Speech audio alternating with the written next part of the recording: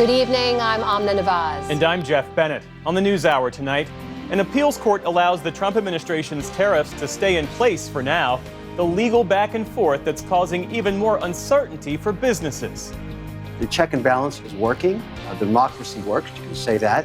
But it's providing a tremendous amount of volatility to markets.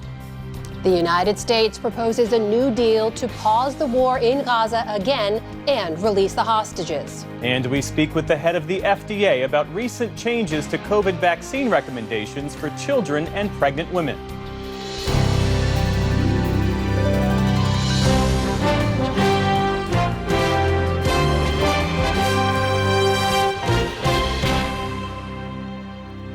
Major funding for the PBS NewsHour has been provided by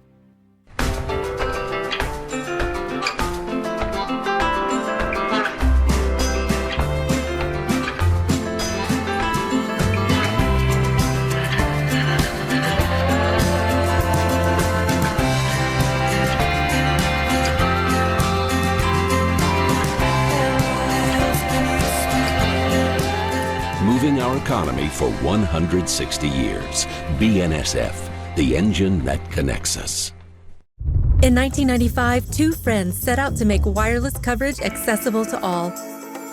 With no long-term contracts, nationwide coverage, and 100% U.S.-based customer support. Consumer Cellular. Freedom calls. A successful business owner sells his company and restores his father's historic jazz club with his son. A Raymond James financial advisor gets to know you, your passions, and the way you bring people together. Life well planned. and friends of the NewsHour, including Robert S. Kaplan and Wendy J. Selden through the Raymond James Charitable Endowment Fund.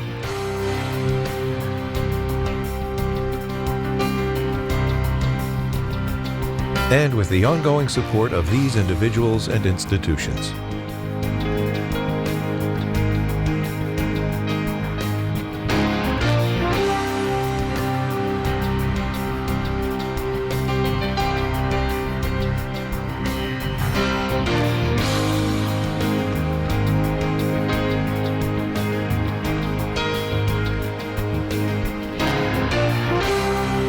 This program was made possible by the Corporation for Public Broadcasting and by contributions to your PBS station from viewers like you. Thank you. Welcome to the NewsHour. President Trump's sweeping tariffs remain in place tonight for now after a day of legal whiplash. But the ultimate fate of many of those tariffs is unclear after a series of court decisions. Two federal courts, including a special court of international trade, ruled against many of the president's tariffs, saying they were illegal and that the president did not have the specific authority that he cited to impose them. But those decisions are on hold after a separate appellate court issued a stay this afternoon. That court told the administration and a coalition of states and businesses who sued that it would hear arguments early next month. Stephanie Tsai begins with this report. Last night, the Trump administration faced another example of judicial overreach. Today, the Trump administration is fighting back after a federal court ruling that could upend its tariff policy. America cannot function if President Trump, or any other president for that matter, has their sensitive diplomatic or trade negotiations railroaded by activist judges. Foreign leaders, on the other hand, applauded the decision. The government welcomes yesterday's decision by the U.S. Court of International Trade, which is consistent with Canada's long-standing position that the U.S. IEEPA tariffs were unlawful as well as unjustified. China urges the U.S. to heed the rational voices of the international community and its domestic stakeholders and to completely eliminate the unilateral imposition of additional tariffs. Generally, the president has imposed tariffs in three main categories: 10% tariffs on almost every country, higher tariffs for Canada, Mexico, and China, and industry-specific tariffs, including an additional 25% rate on steel, aluminum, and cars. Were it not for the circuit court's stay today, last night's ruling would have blocked the first two, in addition to tariffs Trump had threatened to issue on dozens of other countries the U.S. has trade deficits with. Our country and its taxpayers have been ripped off. Trump bypassed Congress and implemented them by executive order, arguing that he has the power to do so under the 1977 International Emergency Economic Powers Act, or IEEPA. He justified this by saying the trade deficit and fentanyl crisis, which he blames on Mexico, Canada, and China, pose a national emergency. But a panel of judges on the U.S. Court of International Trade, appointed by Presidents Reagan, Obama, and Trump, overruled the president last night, writing the orders, quote, exceed any authority granted to the president by IEEPA. It also says the orders on fentanyl don't deal directly with the fight against drug trafficking, but instead, quote, aim to create leverage to deal with those objectives.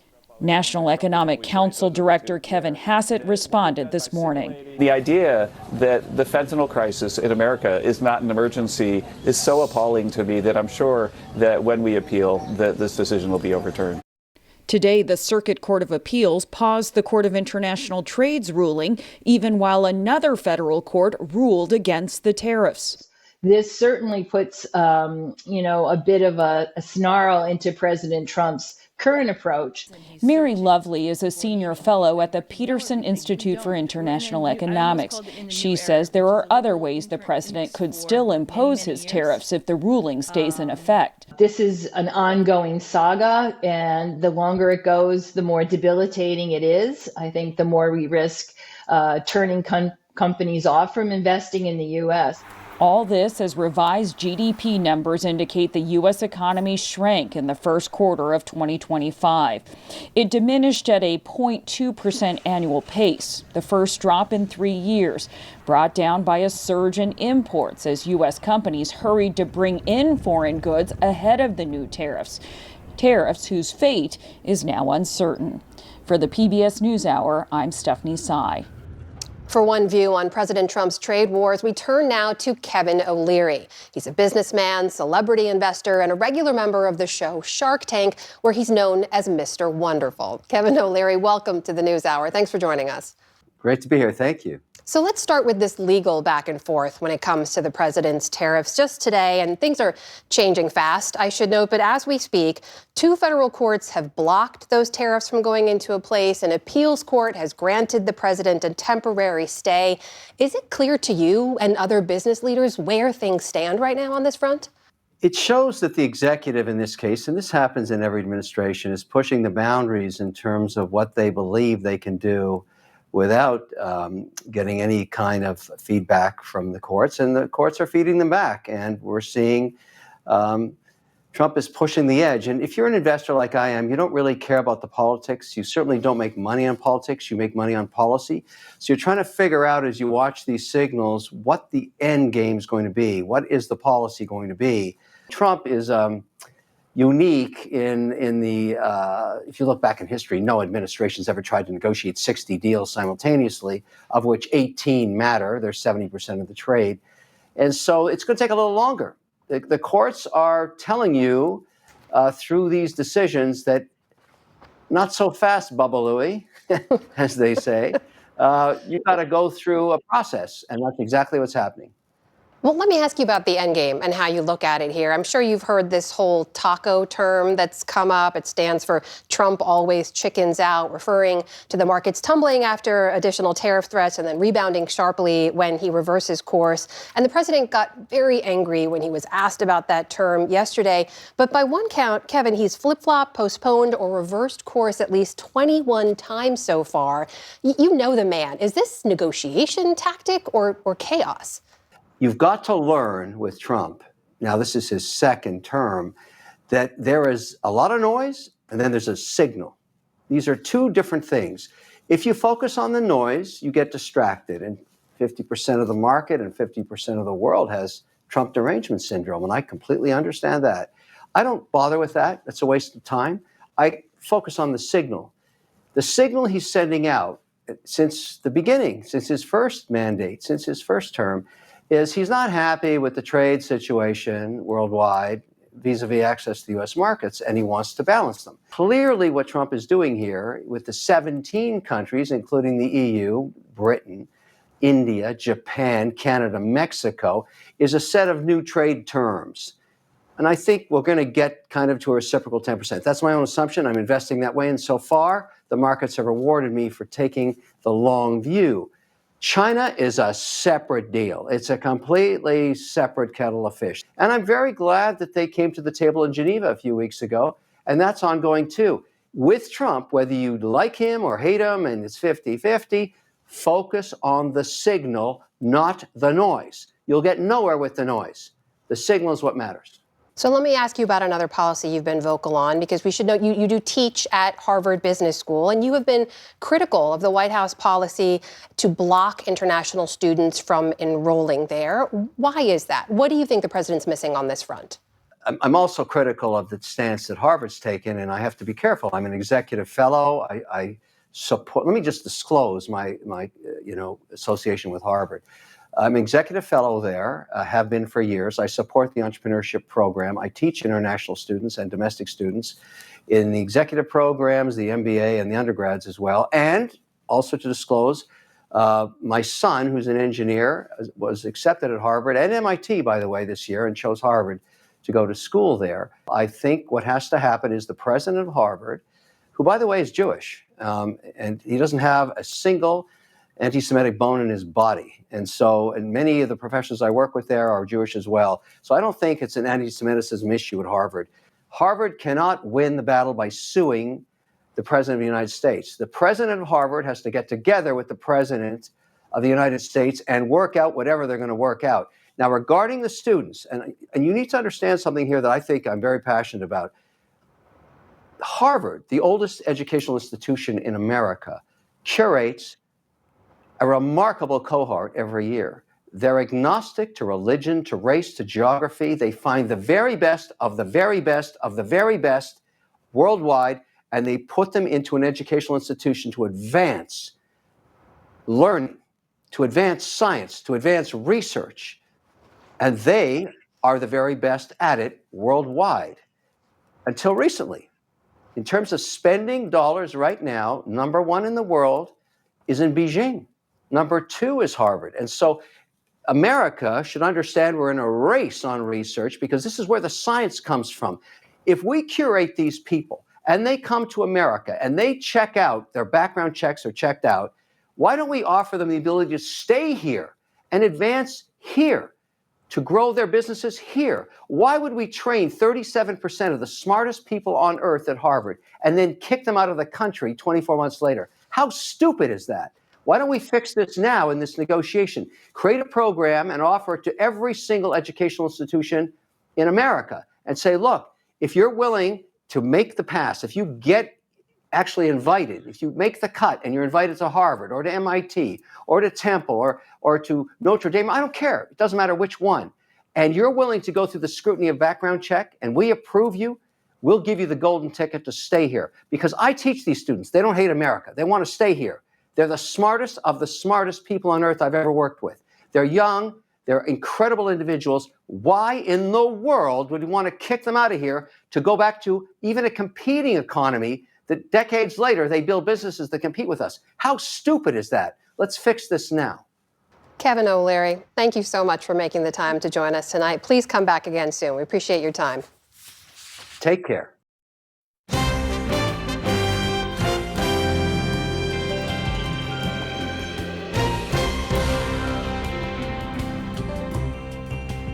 And we start the day's other headlines with an in-person meeting between President Trump and Federal Reserve Chair Jerome Powell. It was their first sit-down of Mr. Trump's second term. In a statement, the Fed said the president initiated the meeting and that Powell did not discuss his expectations for monetary policy. But Powell did say that he and his colleagues will make decisions on interest rates based solely on careful, objective, and non-political analysis. At the White House today, Press Secretary Caroline Leavitt confirmed that characterization of the meeting and added the president's perspective. That statement is correct. However, the president did say that he believes the Fed chair is making a mistake by not lowering interest rates, which is putting us at an economic disadvantage to China and other countries. And the president's been very vocal about that, both publicly and now I can reveal privately as well. President Trump has argued there is no inflation and has called Powell a fool for not lowering rates. While inflation is down, it still remains above the Fed's 2% target. The U.S. Supreme Court today backed a multi-billion-dollar oil railroad expansion in Utah. The justices reversed a lower court decision on the 88-mile project that would connect oil and gas producers to a national rail network. The case centered on whether a federal agency had done enough to consider the environmental impact of the expansion as laid out by a 1970 law. In the court's ruling, Justice Brett Kavanaugh wrote, "The goal of the law is to inform agency decision-making, not to paralyze it." Environmental groups expressed alarm at the decision, calling it disastrous. The project could still face legal and regulatory hurdles. Forecasters say the first named storm of the hurricane season is turning in the Pacific. Tropical storm Alvin is located off the western coast of Mexico with sustained winds of 40 miles an hour. It's expected to weaken as it approaches the Baja Peninsula this weekend. Meantime, the western U.S. is bracing for a different kind of dangerous weather. That's heat. The first major heat wave of the season is due to hit California and other western states starting tomorrow. More than 15 million Americans are already under heat warnings and advisories, with temperatures expected to top 100 degrees in some places. America's envoy to Syria says the U.S. plans to declare that country is no longer a state sponsor of terrorism. Tom Barrack made the comments on his first visit to Damascus in his new role, where he raised an American flag outside the U.S. ambassador's residence. The U.S. embassy has been closed since 2012 after protests against then-President Bashar al-Assad led to years of civil war. Though the embassy itself remains closed, Barrack's visit and the raising of the flag are further signs of warming relations between the U.S. and Syria. Washington, D.C.'s Capitol Jewish Museum reopened today, more than a week after 2 Israeli embassy employees were shot and killed as they left an event there. I ask you now to take a moment of silence in their memory. Officials honored the memories of Israeli citizen Yaron Lashinsky and American Sarah Milgram. Their deaths are being investigated as a hate crime. The chair of the museum's board said the institution would not be deterred by such violence. Today's reopening is not simply a return to normal. It is an act of resilience. It is a declaration that we will not allow hate to silence our voices or diminish our commitment to building a better future. A 31-year-old suspect faces 2 counts of first-degree murder, among other charges. According to court records, he told police at the scene, quote, "I did it for Palestine, I did it for Gaza." In the Swiss Alps, authorities suspended the search today for a 64-year-old man who went missing after a huge chunk of a glacier crushed a town. This image shows the village of Blatten, both before the avalanche, seen on the left, and after. More than 300 people had already evacuated before a piece of the Birch Glacier broke off and caused a landslide, destroying about 90% of the town. Switzerland has the most glaciers of any European country, and scientists warn that global warming is contributing to a thaw in recent years. On Wall Street today, stocks ended a bit higher as investors digested the latest on tariffs. The Dow Jones Industrial Average added more than 100 points on the day. The Nasdaq rose about 75 points. The S&P 500 also closed in positive territory. Still to come on the NewsHour, the latest move and legal setbacks for President Trump's immigration agenda. A provision in the Republican budget bill puts millions of people at risk of losing food stamp benefits. And New York's Metropolitan Museum of Art reimagines its collection of art from the South and Central Pacific. This is the PBS NewsHour from the David M. Rubenstein Studio at WETA in Washington, and in the West from the Walter Cronkite School of Journalism at Arizona State University. Today, Israel said it accepted a new draft of a U.S. peace plan in Gaza, but Hamas so far has not provided an official reply. The deal would pause the war for 60 days, but not permanently end it as Hamas is demanding. Nick Schifrin is in New York now and joins us with more. So, Nick, what's in this proposal, and could it be accepted by both sides? Well, Jeff, as you said, Israel has accepted this proposal, which would be a 60-day ceasefire of the war in Gaza. Hamas would release 5 living hostages the first day and 5 more living hostages after the first week. Hamas would also return the bodies of 18 dead Israeli hostages. In exchange, Israel would release thousands of Palestinian detainees, including more than 100 serving life sentences. But this would not, as you said, end the war or require Israel to withdraw from Gaza. And those are the main sticking points. A senior U.S. official tells me tonight, Jeff, that Hamas continues to demand that Israel and the U.S. guarantee that the war will not start after these 60 days, because Israel restarted the war after the last ceasefire, despite Hamas expectations that the war would end. There's another draft, Jeff, that would end the war and would release all the hostages. But this official tells me that that is not something Israel supports, and it's not the basis of the draft that we're talking about today. Finally, this draft would also restart some UN food aid into Gaza, but not as much as Hamas wants. Well, tell us more about that. How important is that humanitarian clause? Well, it's incredibly important. So this clause would allow more UN aid, but at the same time, it would not end the Gaza Humanitarian Fund, the U.S. and Israeli-backed initiative that even today, once again, we saw scenes of chaos, of desperate Palestinians trying to get boxes of food. The UN humanitarian groups accuse the foundation of having too few distribution sites and forcing Palestinians into inhumane conditions. The foundation says it's delivering aid to families and preventing it from being stolen by Hamas. But the need is great. An international umbrella organization says 500,000 Gazans, including many children, live with catastrophic food insecurity. Even President Trump has described Palestinians as starving. And this week, longtime Israeli ally Germany said these scenes cannot go on. But so long as the war continues, Israel's military vows to take over 75% of Gaza, pushing Gazans into small areas in the south, what Israel, Jeff, calls sterile zones. And how is Israel responding to this ceasefire proposal?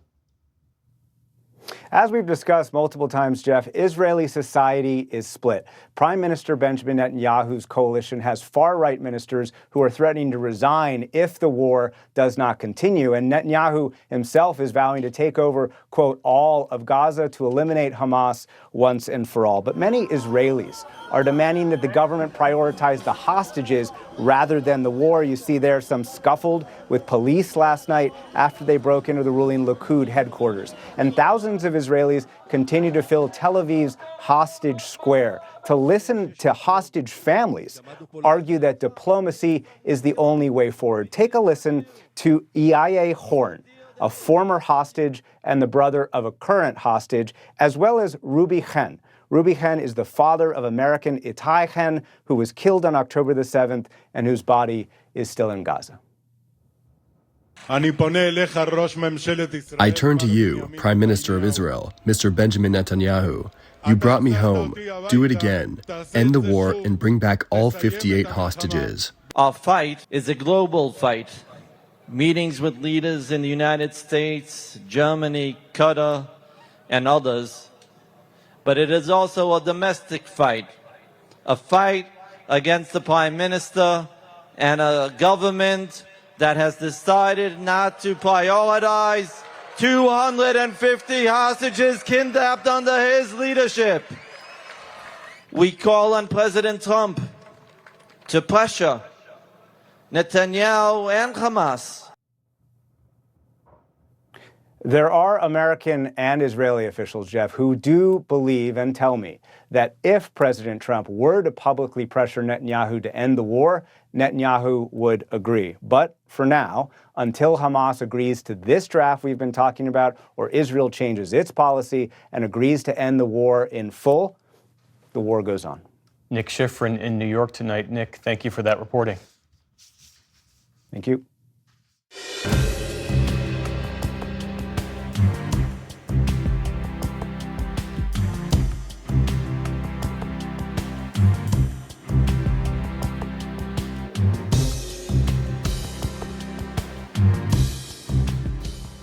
The Trump administration is moving quickly to increase its deportation numbers and further expand its restrictions on immigration. But in the past 24 hours, multiple federal judges have blocked President Trump's actions.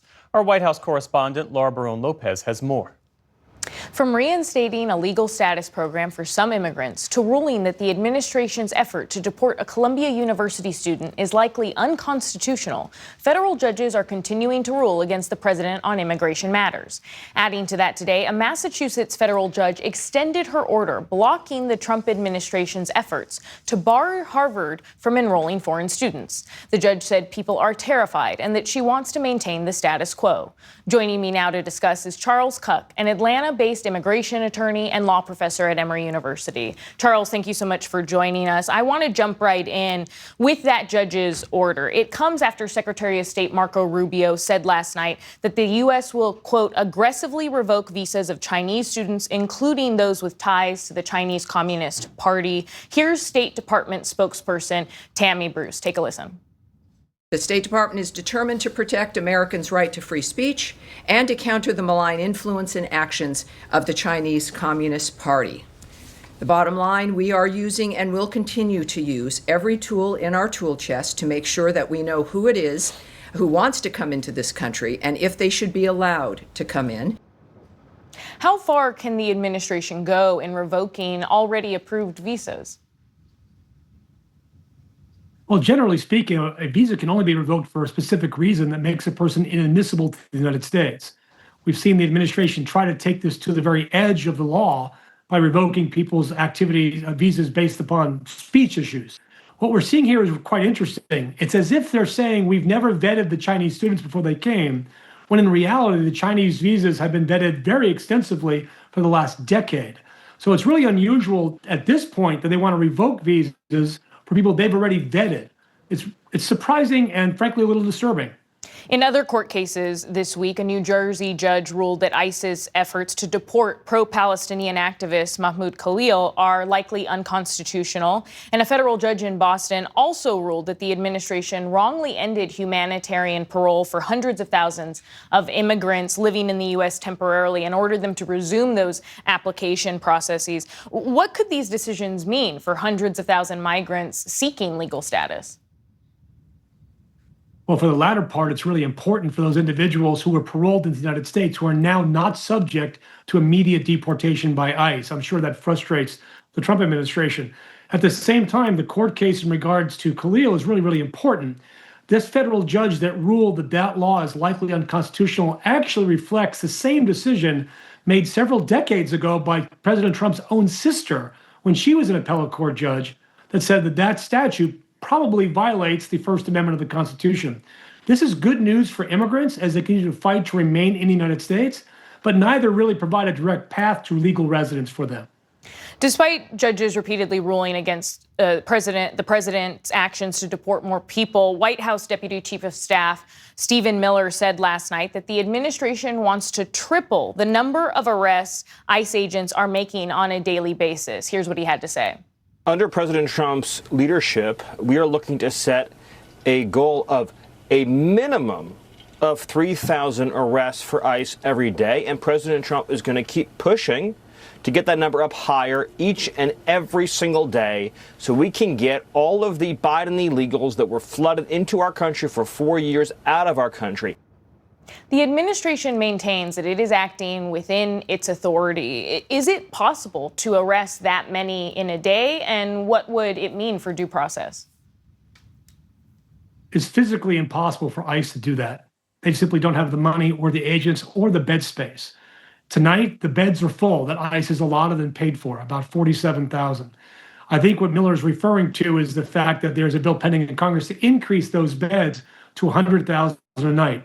At the same time, every one of these individuals is due a day in court. And at this point, Trump's been losing immigration court judges, not gaining them. Court cases are currently being set for new detainees for 2028. So while Miller talks a big game, the reality is they can't physically accomplish this. And even with more agents, I simply never see this happening.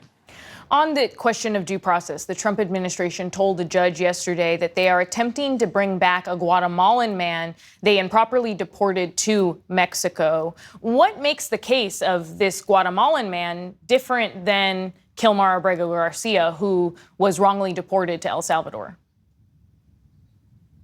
There is no difference. I don't know why one is happening and one is not. Both were deprived of the right of having a day in court.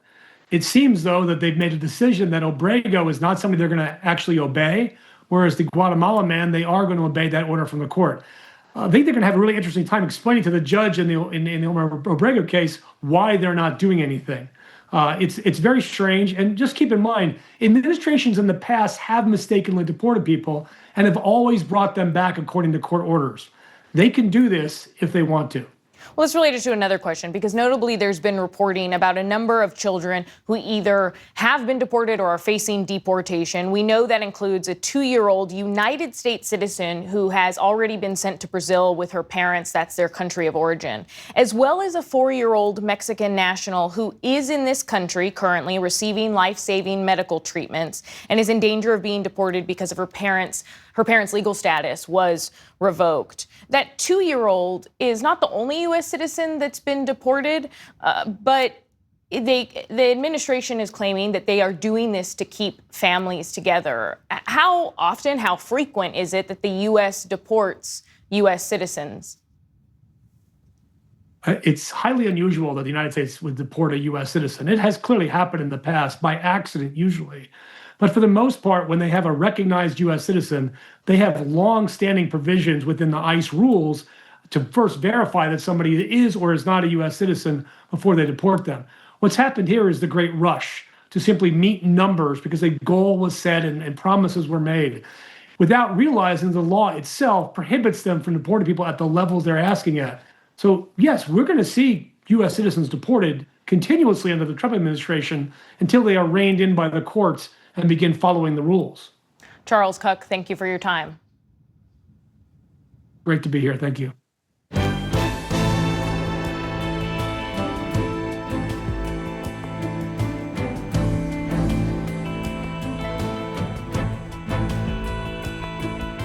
Last night, we looked at the House Republican plan for Medicaid in the Trump legislative agenda.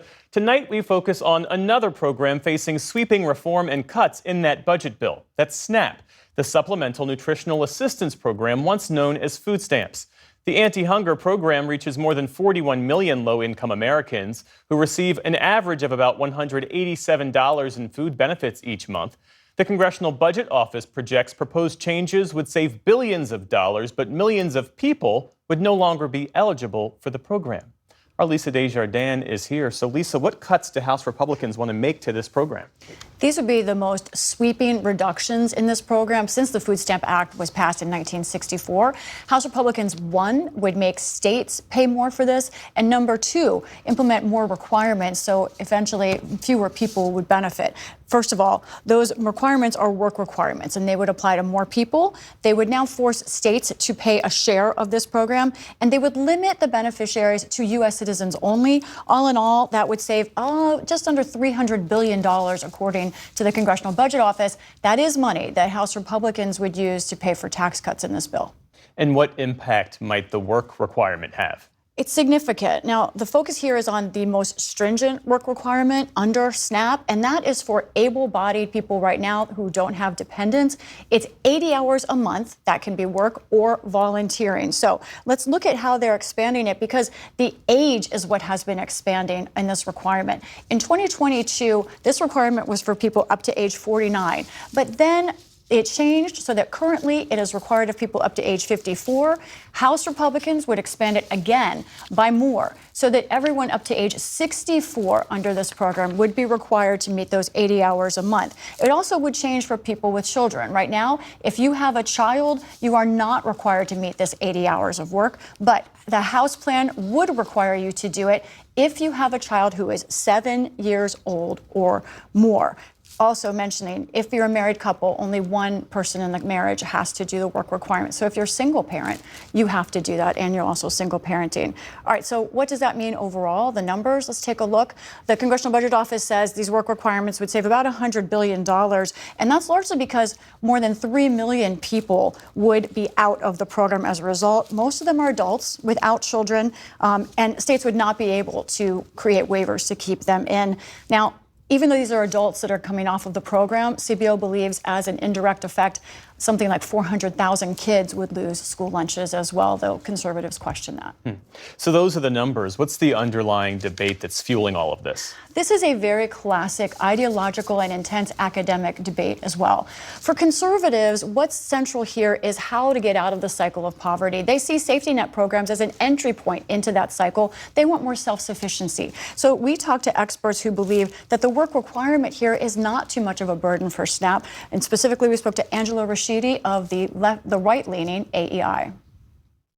The participation rate among eligibles is close to 90%. In some states, it's even 100%. And so SNAP is available. It's robust.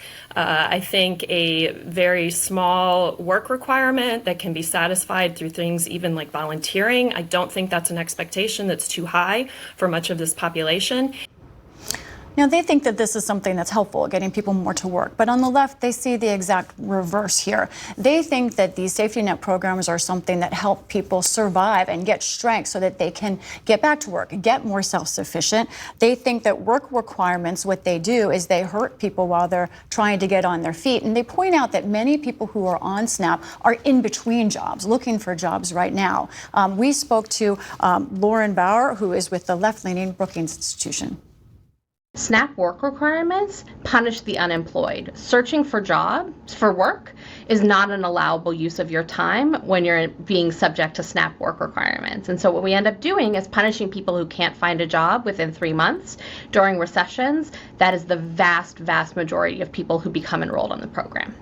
It's also harder on older Americans as well in the workforce. Now, there is not a lot of research that really pins down what happens with these work requirements. There is economic theory that there is a kind of demotivating factor if you don't have a work requirement. But on the other hand, there's empirical evidence that says people who are unemployed and get SNAP benefits find better and longer lasting jobs.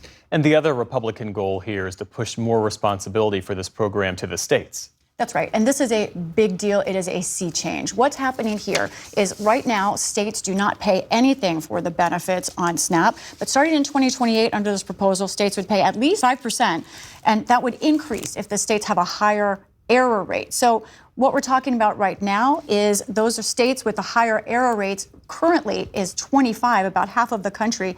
They would pay 25% of the benefits in their state.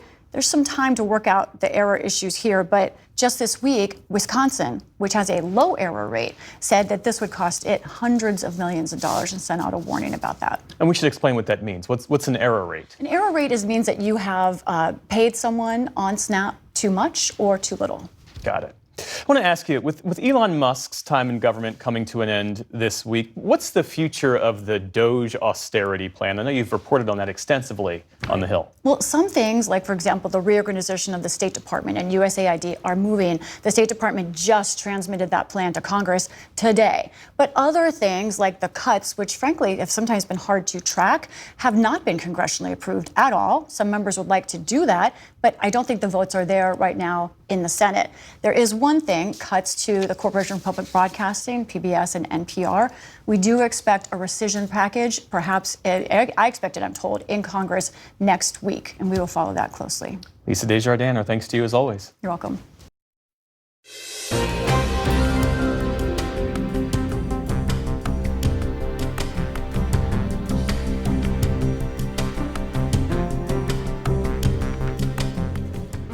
In a significant shift this week, Health Secretary Robert F. Kennedy Jr., joined by FDA Commissioner Dr. Martin Makary and NIH Director Dr. Jay Bhattacharya, announced that COVID-19 vaccines will no longer be recommended for healthy children and pregnant individuals. That sparked concerns from some public health officials and medical professionals. But Commissioner Makary has defended the new guidelines, and he joins us now to discuss that and other major health news. Commissioner, welcome to the News Hour. Good to be with you, Amna. Thanks for being seeing here. So let's start with that vaccine announcement. As you've heard, some people say this was an end run around CDC that doesn't currently have a permanent director. There's an advisory council on vaccinations that usually weighs in on these decisions. They are scheduled to meet in late June. Why not wait for them to meet before making any kind of announcement? So most of America has said no to the COVID booster last year. About 85% of healthcare workers refused the COVID booster last year, and very few children are getting the COVID booster. For 88% of children, their parents said no to the COVID booster. So we can't have this huge disconnect. And the reality is people want to either see more data or they have some concerns. And so we need to provide that data for the public to make the case. Right now, when we came into office, there was this absolute universal recommendation at the CDC. And so the secretary consulted with a number of physicians and decided that he wanted to turn that decision back to a physician and the patient. And we would be more in line with Europe, because in the UK, for example, they only recommend the COVID booster if you're 75 years of age and high risk. Or in France, it's 80 years of age and high risk. So we're really getting closer to the European model. And then the idea that you need a COVID booster every year in perpetuity, that is, a young baby born today needs 80 shots in her average lifetime, that was a theory that's not supported with any randomized controlled trial data. We know the uptake has been low, as you mentioned, but was there science and data behind this, or was this just a decision to end the recommendation? Well, that's exactly the problem, is that we don't have the data to support that repeat vaccination booster strategy every year in perpetuity. If you get a hepatitis A vaccine, it's one shot. If you get a hepatitis B or MMR, it's two, depending on the age group. And so the idea that you need 80 shots in your lifetime in the average lifespan of a woman for the COVID booster is a theory that's unsubstantiated. Some have concerns. There's still people who claim vaccine injury. I've heard of people who have died from the vaccine. It's rare, but these are questions that the public has. And so at the FDA, we've done our job to put out guidance in the New England Journal of Medicine last week.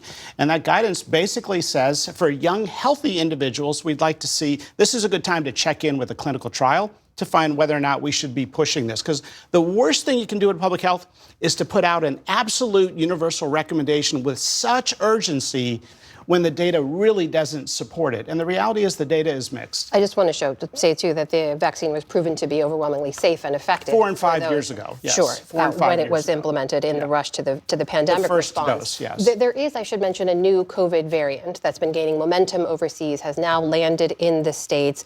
Are you anticipating a summer uptick? And if people choose to get the booster, if they want to get it now, what does that mean? They have to pay for it out of pocket?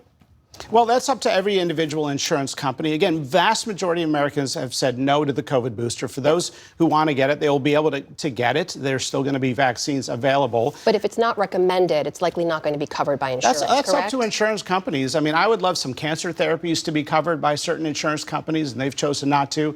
So we're going to turn this decision back to patients and their doctors. We're going to get more in line with where the public is. The sort of absolutism of you must get your COVID shot every year, even if you're young, healthy, a 12-year-old girl, that disconnect, it's not healthy to be that disconnected from the public. And the reality is, we'd like to see a clinical trial supporting that repeat booster strategy. I want to ask you about some reporting just today from the news organization Notice about that landmark MAHA report you put out recently, the Yes. Make America Healthy Again report. They found that it cited a number of sources that don't appear to exist at all, at least one scientist's name included on a paper she says she never wrote. When we checked on the report later today, it looked like it had been updated. Some of those false sources and names were removed. But what do you want people to know about how that bad information got in there in the first place? Well, there's over 500 references and citations in that report. It's an incredible report. Look, I've written medical journal studies in the peer review literature, and some of the citations may not be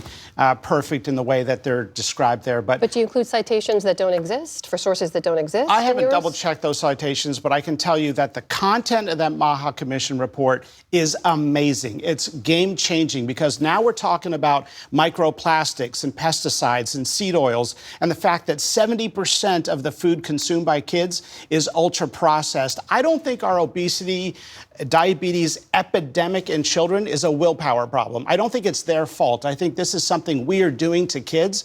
And this report changes the entire discussion in health, because we can talk about Medicare payment and states and, site neutral payments, which is a reform that Mehmet Oz has put forth. But the ultimate driver of our healthcare costs in America, of our healthcare crisis and the affordability crisis and the health disparities that result, is the worsening health of the population. And we have not been talking about the health of the population. It has been a 50-year failure of American healthcare. American medicine's amazing at high sophisticated operations and chemo and proton beam therapy. But when it comes to the health of the population, it has been a 50-year failure, and no one has talked about root causes until this Maha Commission report. It's unbelievable. And I know it is a priority for you on this message, but to get back to the report, if you want people to trust what's in it, and there were false sources and scientists who didn't work on these papers, are you worried people won't trust it? Every one of those citations that I read and every line of that report was solid. Now, except for the ones these reporter found. I took a hard look at that report, and I thought this is an amazing, game-changing discussion that for the first time in history is talking about the fact that 40% of American kids have a chronic disease. What that means for the future of American healthcare is very concerning, and we can't keep blaming kids for this problem. At the FDA, we're doing our part of that report. We have taken action to remove all 9 petroleum-based food dyes from the food supply so that kids don't have these petroleum-based chemicals in their system. We're doing an inventory of all chemicals, including the 1,000+ chemicals banned in Europe that appear in the U.S. food supply. Why? And so we're asking big questions on root causes that we've never asked before. We've got to talk about school lunches, not just chemotherapy. We got to talk about activity and chemicals and the light exposure in children, circadian rhythms. All of it's in the report. We can't just keep talking about having every kid on Ozempic. We're not on a good path, and this agenda, I think, is laid out beautifully in the Maha report. I want to note you're not sharing how those false sources got in there, but you're asking people to trust the information in there regardless. We can talk about that more another time. I do want to ask you, though, about the last time we talked. I asked you about the medication abortion, mifepristone. You said you had no plans to pull access for that. You were waiting to see more data coming in to review it, to see if you make a decision or not. Since we last spoke, have you seen any additional information that tells you you have to make a decision one way or the other? I still have the same view I had when we had that discussion, and that is I've got no preconceived plans to take action on that drug. We are constantly looking at new data as it comes in, and I think we should. I mean, let's say there's a drug-drug interaction that pops up in big data analyses. That's something that we need to look at and pay attention to. You've described yourself as a data guy, though. I'm a science guy. Will you hold up the dozens of studies over decades on the medication of abortion, mifepristone, over new information that comes in now? We have to look at all data. You can't say there's a sacred cow thing that makes us be blind to certain data, and that's for the same reason we are at the FDA are saying in the New England Journal of Medicine that we want to see a clinical trial to support the infinite booster strategy for young, healthy people. FDA Commissioner Dr. Marty Makary, thank you for your time. Thanks, appreciate Amna. you being here.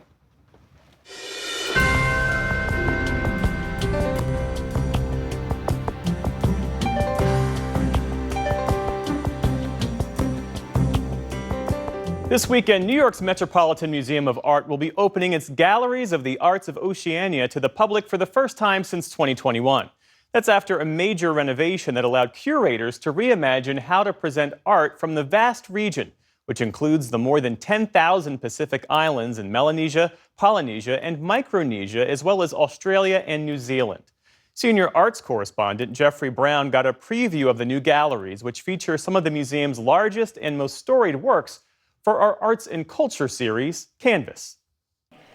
This is grand, imposing. Huh? This is the Cuomo ceiling. Soaring above one of the Met's new Galleries of Oceania, one of the museum's most iconic artworks from the Pacific. Made by artists from the Cuomo people of northeast Papua New Guinea, the installation represents the ceiling of a men's ceremonial house, typically the largest and most sacred building in a Cuomo village.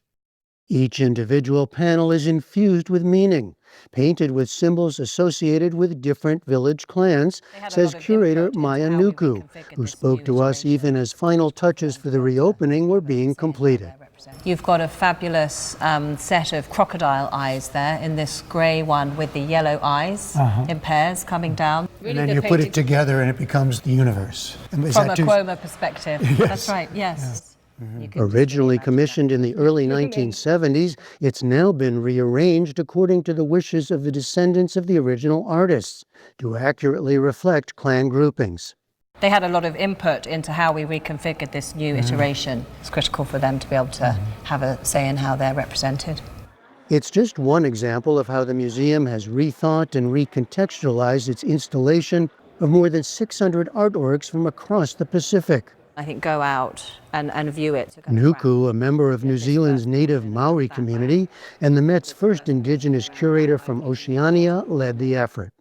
I use the word reimagining these galleries. What word do you use? Yeah, recalibrating. We are reimagining the collections for the 21st century. It's the first time the Oceania collection will have its own dedicated space, part of a broader multi-year $70 million renovation of the Met's Michael C. Rockefeller Wing. Originally the wing, home to the museum's collections of art from the ancient Americas, Africa, and Oceania, presented the works together under what the Met then called its Department of Primitive Art. Museum Director Max Hollein. I think that we now have reached a point where we not only have a much deeper knowledge about these works of art, but also a much deeper understanding about how to present them, how to show them, to make a really truly meaningful installation. The wing centers around a collection of non-Western fine art amassed by the philanthropist and statesman Nelson Rockefeller in the 1950s and 60s. It's named after his son Michael, who disappeared on a collecting trip to New Guinea in 1961. His story is featured in a video in the galleries, alongside many of the works he collected, like these intricately carved beast poles made for funeral feasts by Asmat artists in southwest New Guinea. He was very invested in recording the names of artists. So for this Asmat collection, we have the names of the artists, sculptors, and even some of the commissioning chiefs. So really they're not anonymous craftsmen from the past. They are master carvers, they are master weavers, and they have names and biographies, and they are really revered in the culture. And that's part of the broader point being emphasized now. Much of this is 20th century modern art. I think people go sometimes through these galleries and think that these are all works from way back, as if it's antiquity.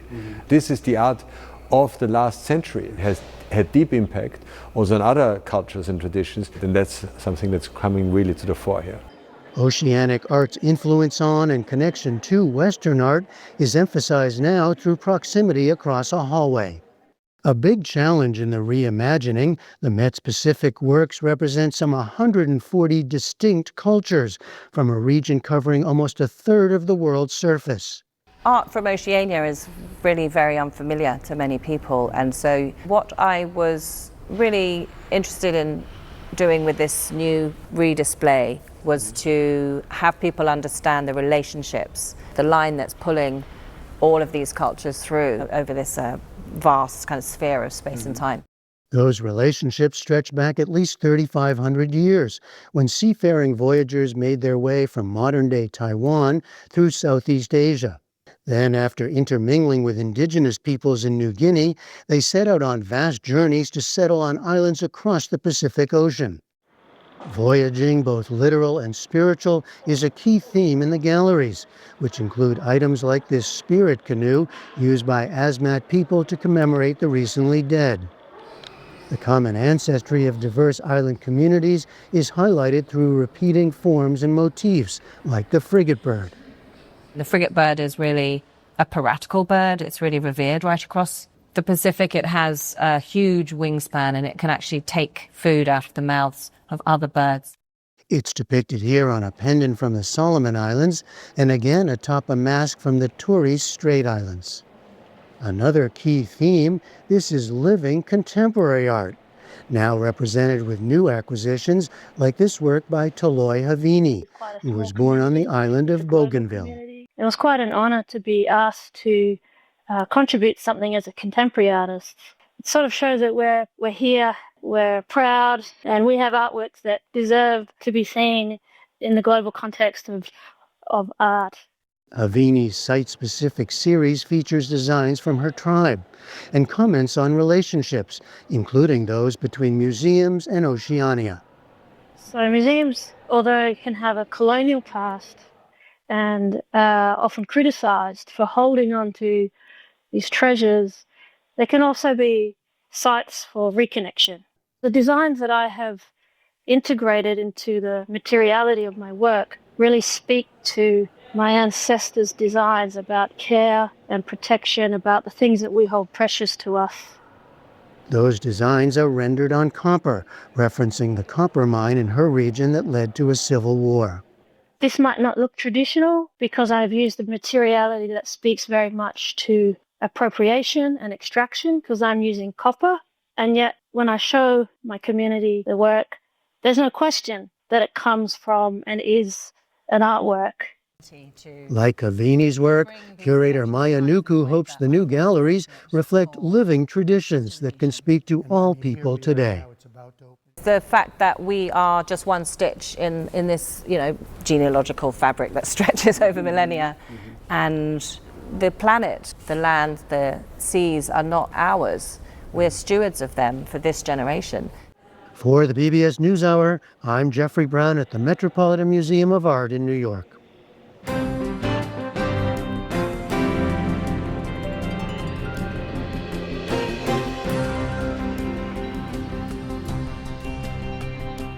And that is the NewsHour for tonight. I'm Amna Nawaz. And I'm Jeff Bennett. For all of us here at the PBS NewsHour, thanks for spending part of your evening with us. Major funding for the PBS NewsHour has been provided by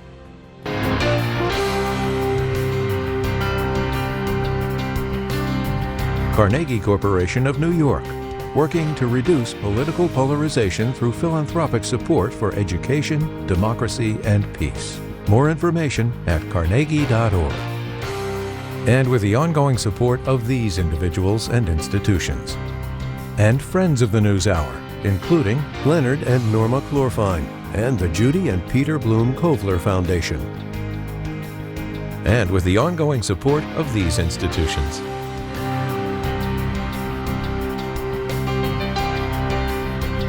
And friends of the NewsHour.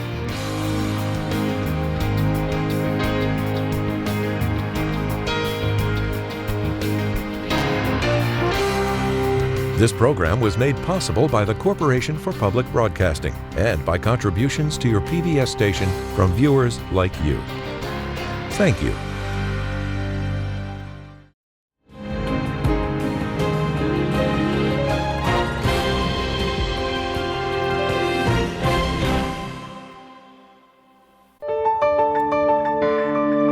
You're watching PBS.